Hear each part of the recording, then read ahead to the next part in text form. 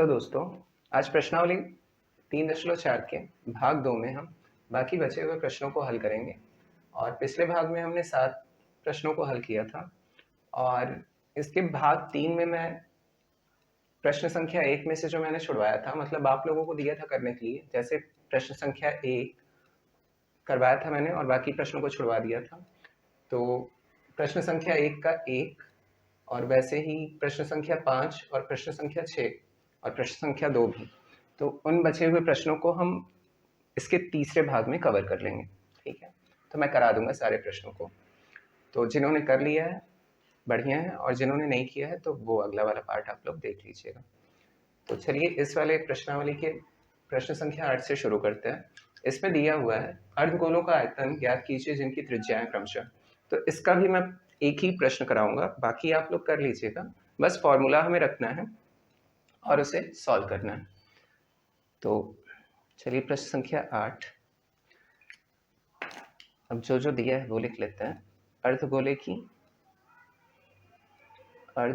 की त्रिज्या दी है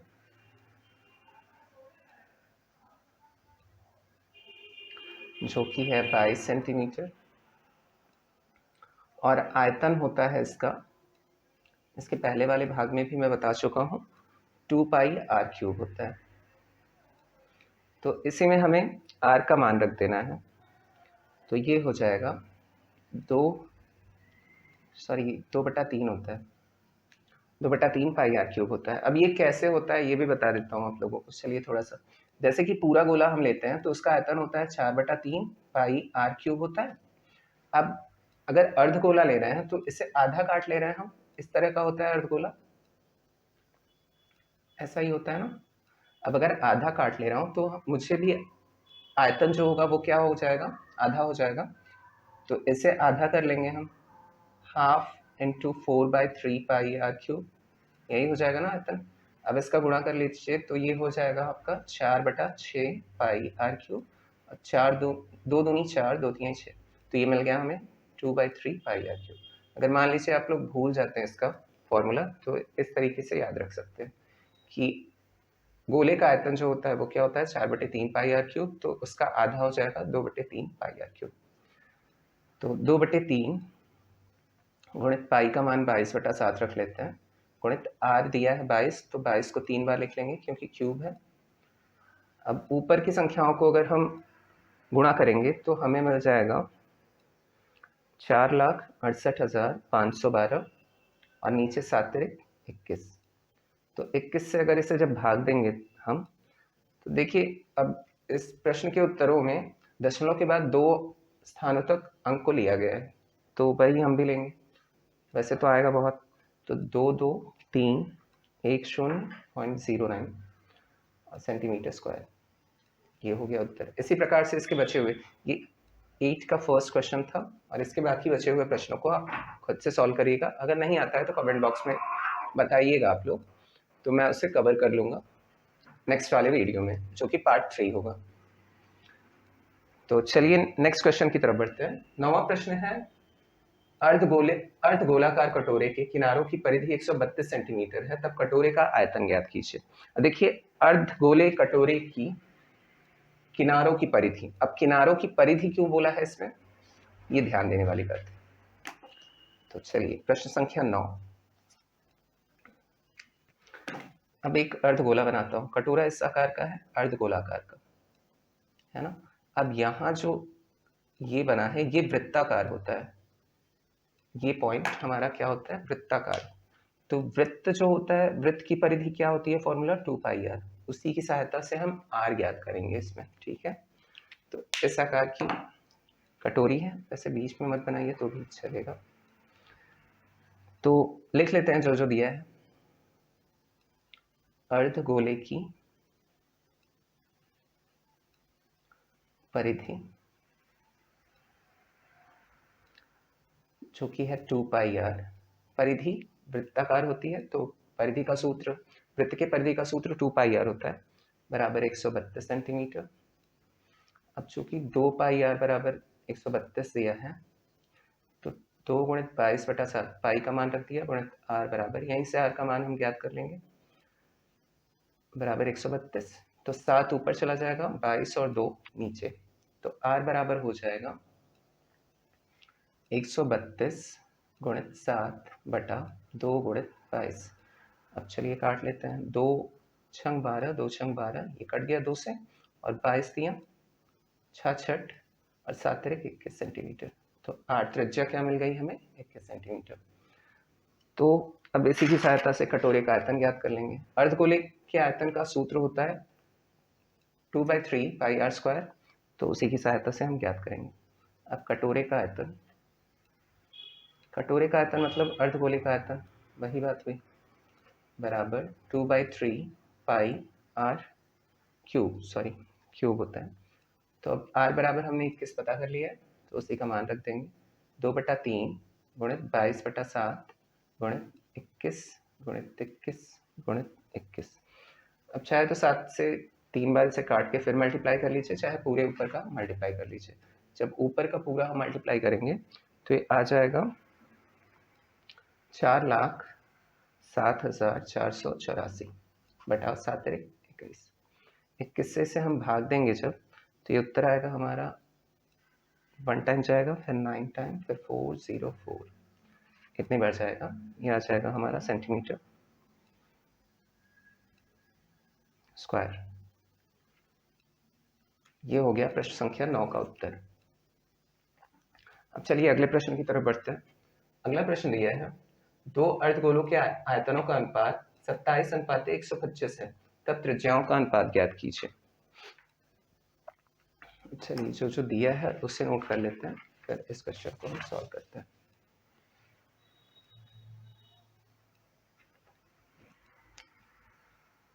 प्रश्न संख्या 10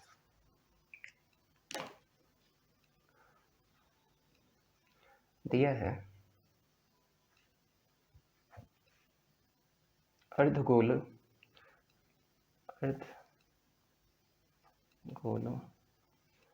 के आयतनों का अनुपात जो कि है 27:125। अब ज्ञात करना है त्रिज्याओं का अनुपात,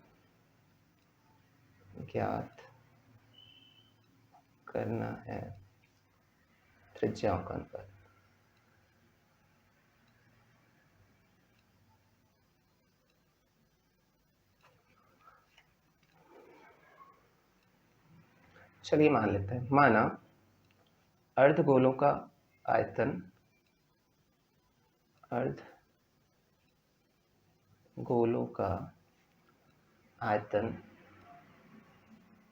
V1 V2 है, V2 है, तथा त्रिज्याएं R1 V1 V2 क्यों माना? क्योंकि इंग्लिश में आयतन को वॉल्यूम बोलते हैं, तो V1 V2, और त्रिज्याओं को रेडियस बोलते हैं, तो R1 R2 मान लेते हैं, R1 व R2 है। ठीक है, अब हमें अनुपात ज्ञात करना है, तो अनुपात हो जाएगा V1/V2 बराबर, अब V1 क्या, अर्धगोलों का आयतन का सूत्र होता है 2/3 पाई R1 क्यूब। अब यहाँ R1 किसका है? पहले वाले अर्धगोले का त्रिज्या है, और 2/3 पाई R2 क्यूब दूसरे वाले अर्धगोले का त्रिज्या R2 है। तो ये किसके बराबर है? दिया है 27/125 के बराबर है, यही दिया है। तो अब इसे और हल कर लेते हैं हम।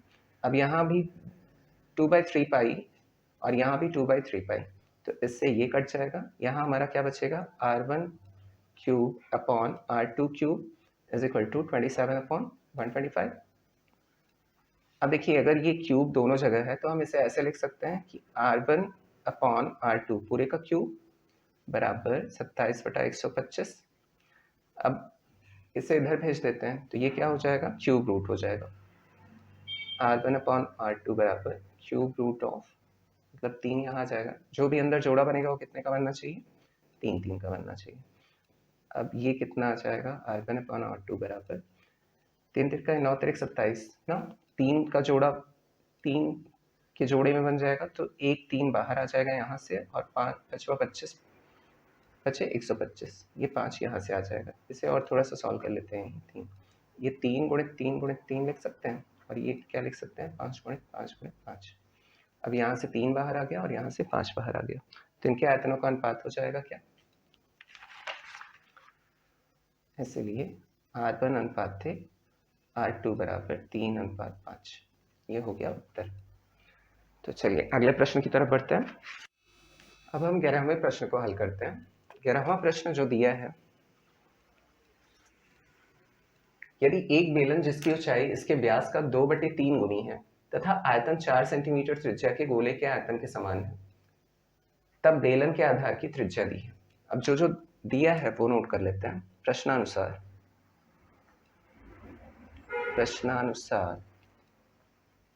बेलन की ऊंचाई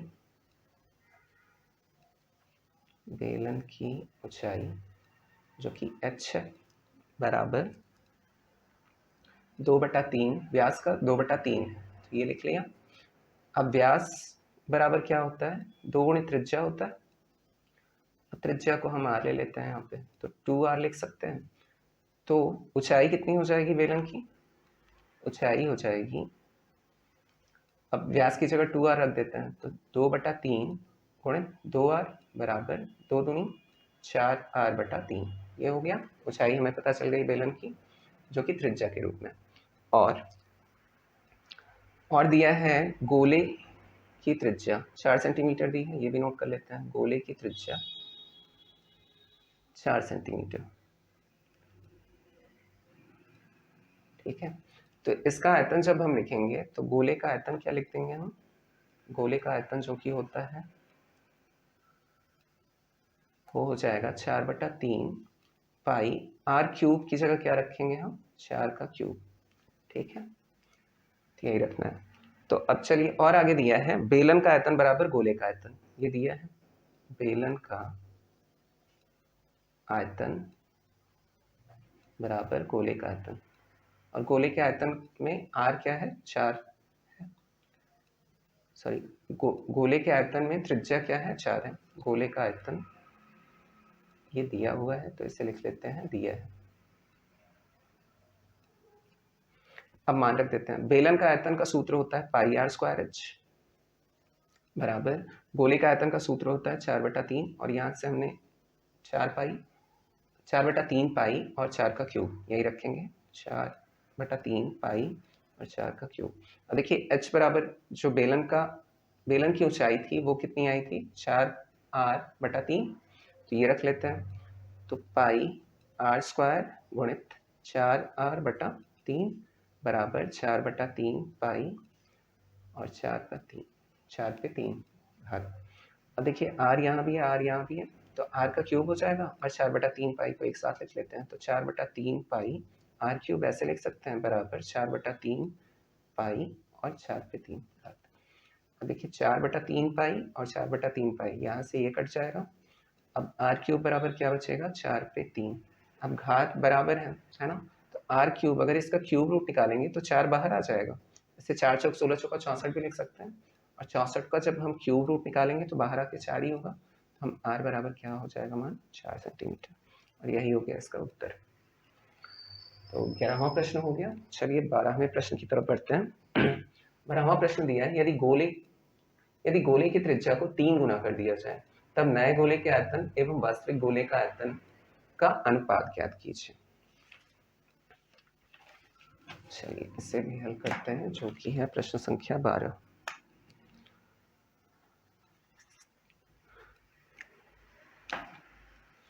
चलिए मान लेते हैं, माना वास्तविक गोले की आयतन, माना वास्तविक गोले की त्रिज्या व आयतन बराबर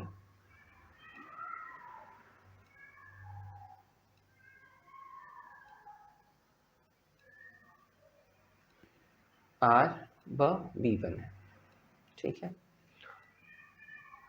तब नए गोले की त्रिज्या क्या हो जाएगी? तब नए गोले की त्रिज्या होगी 3r, है ना, इसका 3 गुना है, तो नए गोले की त्रिज्या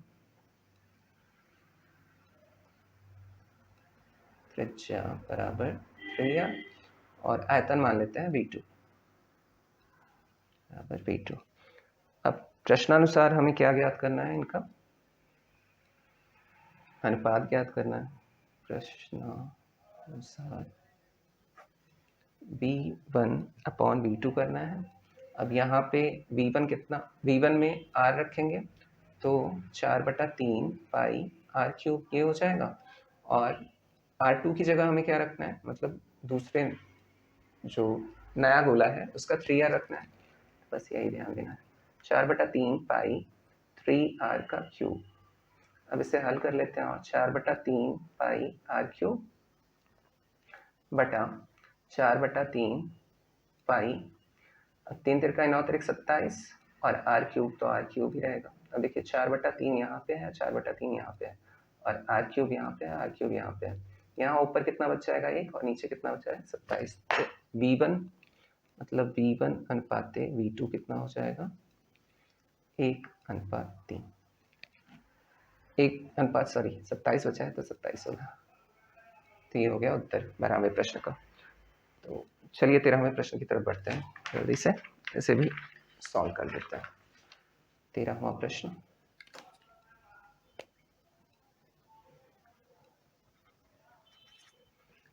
दिया है, दो गोले के आयतनों का अनुपात 64/27 है, तब इनके त्रिज्याओं का अनुपात ज्ञात कीजिए। अब आयतनों का अनुपात दिया हुआ है, हमें त्रिज्याओं का अनुपात ज्ञात करना है। तो यहां भी हम मानते हैं, माना दोनों गोले के आयतन, दोनों गोलों के आयतन व त्रिज्याएं क्रमशः v1, v2 और r1 व r2 है, ये मान लिया। अब दिया है, क्या दिया है कि दोनों v1/v2 बराबर 64/27, यही दिया है। अब देखिए v1 की जगह जब हम लेंगे आयतन का सूत्र, तो गोले के आयतन का सूत्र होता है 4/3 पाई, अब r1 यहाँ लेंगे, r1 का क्यूब बटा 4/3 पाई r2 का क्यूब, यही लेंगे, बराबर दिया है 64/27। यह है, यहाँ लिख लीजिए पूरा। अब चलिए इसे सॉल्व करते हैं। अब यहाँ से 4/3 पाई और 4/3 पाई ये कट जाएगा, बचेगा क्या, r1 का क्यूब बटा r2 का क्यूब बराबर 64/27। और फिर इसे लिख सकते हैं हम क्या, अगर क्यूब ही है ऊपर नीचे तो इसे पूरे पे क्यूब लगा सकते हैं, बराबर 64/27। और फिर ये इधर जाके क्यूब रूट बना देगा, तो r1/r2 इज इक्वल टू हो जाएगा क्यूब रूट ऑफ 64/27। अब इसका जब क्यूब रूट हम ज्ञात करेंगे तो 4 चौक 16 चौका 64 हो जाएगा, मतलब 3 का जोड़ा बनेगा यहाँ पे, बटा 3 गुणित 3 गुणित 3, 27 का होता है या 64 का होता है। अब बाहर आके एक एक बार हो जाएगा, तो r1/r2 बराबर 4/3। तो अनुपात में कितना हो जाएगा, r1/r2 बराबर 4/3, यही हो गया इसका उत्तर। तो ये वाली प्रश्नावली कंप्लीट हो गई है। वैसे इसका थर्ड पार्ट मैं लाऊंगा, क्योंकि छवि सैनी ने रिक्वेस्ट किया था, मतलब कमेंट किया था उन्होंने कि इसके जो क्वेश्चंस मैंने छुड़वाए हुए थे करने के लिए खुद से, तो वो करवाना है। तो पार्ट 3 में वही क्वेश्चंस मैं कवर करूंगा, और जो प्रश्न संख्या 8 है उसमें से मैंने एक कराया हुआ है, अगर आप लोग करते हैं तो ठीक है, वरना कमेंट में आप बता सकते हैं, मैं नेक्स्ट पार्ट में उससे पूरा कवर कर दूंगा। तो थैंक्स फॉर वॉचिंग वीडियो, फिर मिलते हैं नेक्स्ट वीडियो में। Take care, bye bye.